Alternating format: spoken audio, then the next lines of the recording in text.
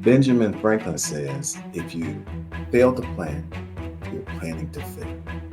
2 more months left before 2023 comes to a close, and you still have time. If you own a business, listen up. If you don't, share this video with someone who does. If you don't own a business, you still have 2 more months left to start one to realize some of these savings. One of the savings can be pay your expenses early. Businesses earn income, keep it, spend it, and are taxed on what is left at the end of the fiscal year for that business.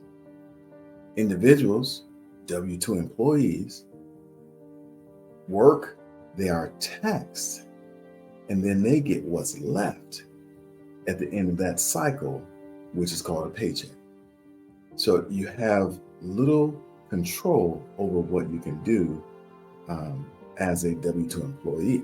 However, as a W-2 employee that is setting up a business, there are many expenses that can be recouped and that can offset your taxable income. So I just want to talk about a couple things real quick. Pay your expenses early. Instead of allowing them to be paid next year, pay them a month early. If you can't afford it, 2-3 months early, so that you can get the write-off on those things this year. Another thing is make extra payments on insurance premiums, on mortgages. That way, again, you can recoup that expense this year, and it will give you a cushion for next year. A lot of times companies have more money at the end of the year, and they will typically spend and buy other things instead of really maximizing the business. So instead of buying things that really won't help the business, use the money to make extra payments on things so that you can not pay that money in taxes. Other thing I want to talk about real quick is, what equipment does your business need? Laptops, iPads, phones, TV screens, computer monitors.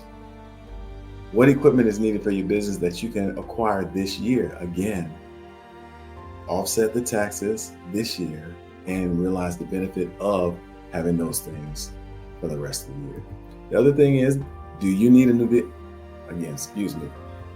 Does your business need a vehicle? Well, if you didn't know, in 2023, you can write off up to $28,900 on the purchase of a vehicle that is more than 6,000 pounds. Again, this business vehicle has to be used for business, or the majority of the time is used. And there's a percentage that we can talk more about how to truly make sure that you maximize the percentage of the write-off and how much you can receive on that. So there are a lot of things that can be done before we hit the end of the year. Again, Benjamin Franklin says, if you fail to plan, you're planning to fail. Don't let that happen to you.